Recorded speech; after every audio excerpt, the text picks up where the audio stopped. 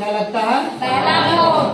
Verb का पहला form V1। याद रखना कि वर्ब का पहला फॉर्म लगता है, ये हमेशा याद रखना। जहाँ भी मॉडल लिखे V1 का प्रयोग करेंगे। मॉडल में सबसे पहले हम लोग देखेंगे कि मॉडल आप लोगों को बताया कि मॉडल 13 होता है। इसमें से कुछ मॉडल्स के बारे में जो बहुत महत्वपूर्ण है एग्जाम के दृष्टि से, जिनको बार बार पूछा जाता है और हम लोग अपने बोलचाल की क्रिया में इसका प्रयोग करते हैं। जो भी वाक्य सेंटेंस बनाना है तो इन सभी का बहुत ज्यादा प्रयोग होता है। इन सभी को हम लोग आज एक फिगर के माध्यम से आसानी से समझने का प्रयास करेंगे। सभी को एक साथ एक दृश्य में एक ही साथ हम लोगों को सब दिख जाएगा और हमको समझने में आसानी होगा। हम सभी इसको अच्छी तरह से अध्ययन कर पाएंगे। ध्यान देंगे। सबसे पहले हम लोग देखेंगे पेन। पेन का हिंदी मीनिंग निकालेंगे तो इसका वाक्य में सपना होता है, इसका मीनिंग सपना निकलता है। लेकिन हम लोग पेन का प्रयोग किसी एबिलिटी को बतलाने के लिए, कैपेसिटी, पावर या कैपेसिटी बताने के लिए करते हैं। अपनी एबिलिटी, पावर या कैपेसिटी बताना, हमारे अंदर क्या एबिलिटी है, हमारी क्या पावर है, हमारी क्या कैपेसिटी है। ये सभी समझ में आता है ना, एबिलिटी, पावर, कैपेसिटी। इन सभी को बताने के लिए हम लोग कैन का प्रयोग करेंगे। जैसे I can swim across the river, मतलब हमारी एबिलिटी है, क्षमता कि हम नदी तैरकर पार कर सकते हैं, हमारी एबिलिटी बतलानी है ना। तो ये हमारे क्या बता रहा है, चेन हमारे एबिलिटी बता रहा है कि हम नदी तैरकर पार कर सकता है।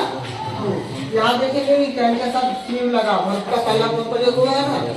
अब यहाँ देखेंगे कैन का जो मीनिंग होता है सेम मीनिंग मे का भी होता है। यहाँ भी कैन का मतलब सपना निकलता है और मे का मतलब भी सपना निकलता है। तो दोनों में अंतर को हम लोगों को समझना होगा बारीकी से। दोनों में डिफरेंस है, कहाँ मे का प्रयोग होगा, कहाँ कैन का प्रयोग होगा। तो यहाँ पर देखेंगे कि ये हमारी एबिलिटी, पावर, कैपेसिटी को बतलाता है, लेकिन मे हमारा परमिशन को बतलाता है। परमिशन हो, पॉसिबिलिटी हो या विश, इन सभी चीजों के लिए जब हमको किसी से परमिशन लगता है, you may go there, permission दिया जा रहा है, तुम जा सकते हो।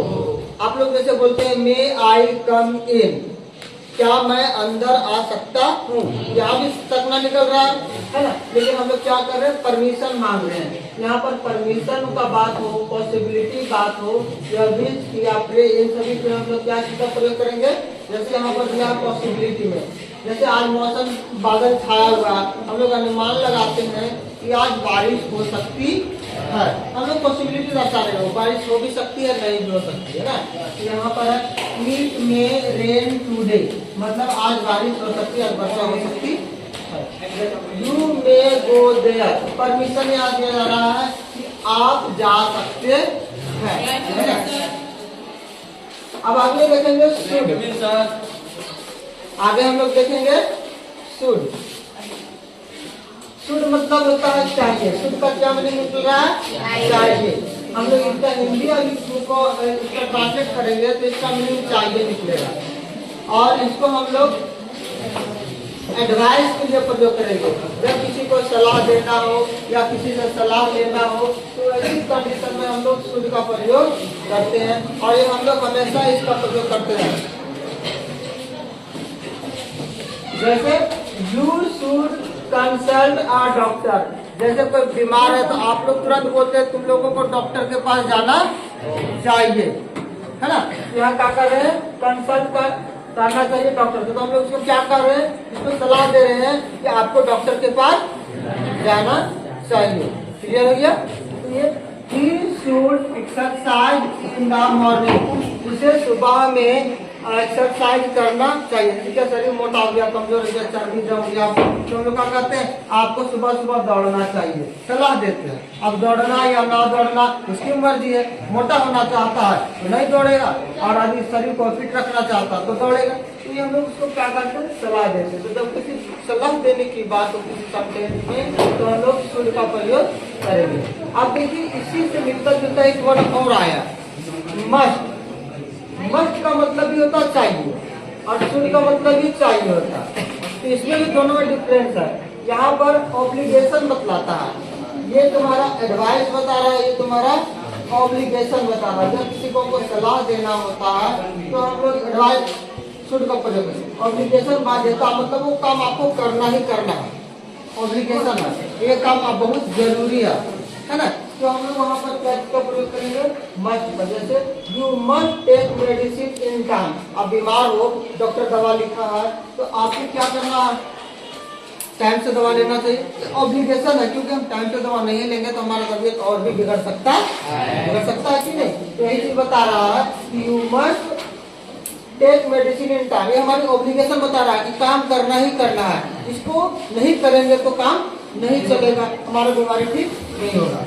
You must do as you told. जैसे आप लोगों को शिक्षक या माता पिता आप लोगों को आदेश देते हैं, तुमको जैसे बोला जा रहा है वैसे ही करो, अपने से कुछ नहीं करना, गड़बड़ हो सकता है। यहाँ पर ऑब्लिगेशन है कि तुमको अपने से कुछ भी नहीं करना है, तुमको जैसे बोला गया, जितना बोला गया है वही करना, उससे ज्यादा कुछ भी नहीं करना। यहाँ बोला you must do as you told, यहाँ पर भी ऑब्लिगेशन आ रहा है। तो ऐसे वाक्यों में हम लोग क्या चीज का प्रयोग करते हैं, मस्ट का प्रयोग करते हैं। नेक्स्ट हम लोग देखते हैं ऑन टू।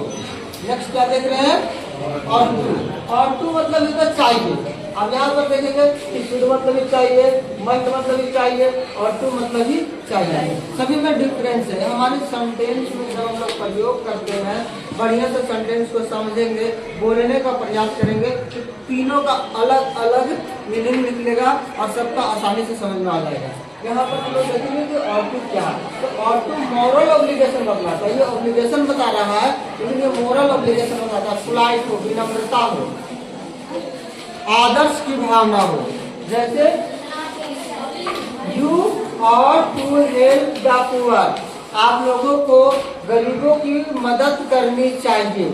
यहाँ भी मदद करना चाहिए निकल रहा है, लेकिन यहाँ पर पोलाइट दर्शा रहा है कि गरीब लोग होते हैं उसको मदद करने से उसका भलाई हो जाएगा, तो यहाँ पर हम लोग पोलाइट दर्शा रहा है। जैसे कहता you are to obey the teacher, you are to obey the parents, तुम्हें अपने माता पिता की आज्ञा को माननी चाहिए, तुम्हें अपने शिक्षकों की आज्ञा माननी चाहिए, तुम्हें बड़ों की बात को माननी चाहिए। तो हमारे क्या दिखा रहा है जी, हमारा पोलाइट को दिखा रहा है, विनम्रता को दिखा रहा है, हमारे शिष्टाचार को दिखा रहा है। तो ऐसी चीजों को दिखाएगा, हमारे डिसिप्लिन को दिखा रहा है। इन सभी चीजों के लिए हम लोग क्या चीज का प्रयोग करेंगे, और टू का प्रयोग करेंगे। क्लियर हो गया। जैसे यहाँ पर है you are to help the poor, है ना, और टू के साथ, और के साथ हमेशा कौन सा प्रीपोजिशन का प्रयोग होगा, टू प्रीपोजिशन। याद रखना और के साथ, तो अभी खाली जगह में भरना हो और यहाँ टू लगा हुआ है और खाली जगह में और भी लिखा हुआ है, शुड भी लिखा हुआ, मस्ट भी लिखा हुआ, तो हम लोग क्या भरेंगे, और भरेंगे। क्यों,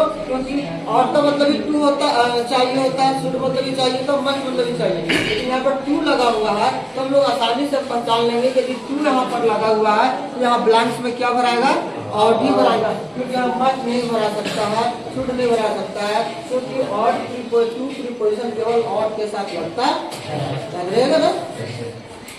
इसी तरह भी अब यहाँ देखेंगे यूज टू, यूज के साथ भी हम लोग प्रीपोजिशन का प्रयोग करते हैं। यूज टू क्या बताता है, हैबिचुअल एक्टिविटीज बताता है, जो साथ आदत है, जो हमेशा आदत है, जो हमेशा काम करता है, उसके बारे में बताता है। सिचुएशन को बताता है या हैबिट को बताता है, ये हैबिट या सिचुएशन को बताता है। जैसे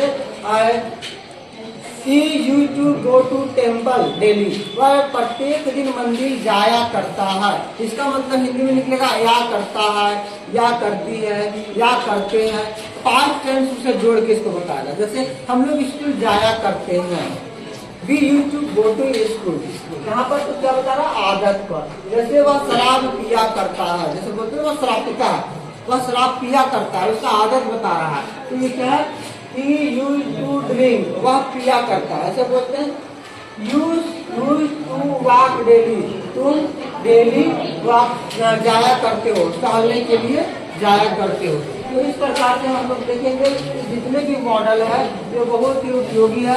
आप लोगों को इस वाक्य में प्रयोग करना है और इस फिगर के माध्यम से हम लोग इसको आसानी से अभी समझ पाए हैं और आशा है कि आप लोग इसको अच्छे से समझ गए होंगे। ठीक है।